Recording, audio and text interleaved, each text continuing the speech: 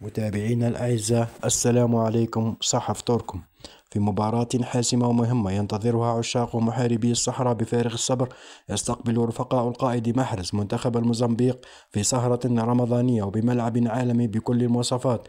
مباراة مهمة بالنظر إلى نقاطها، حيث أن الفوز بها يجعل المنتخب الجزائري يضع القدم الأولى في نهائيات كأس العالم 2026.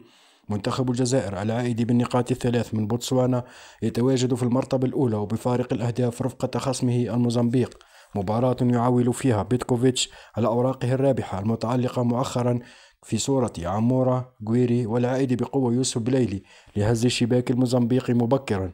وحسب آخر الأصداء فإن بيتكوفيتش سيعتمد على 95% من تشكيلة مباراة بوتسوانا، باستثناء تعويض المصاب عطال بإدخال حجام كظهير أيمن وإدخال النجم يوسف بليلي من البداية في مكان ياسين بنزية.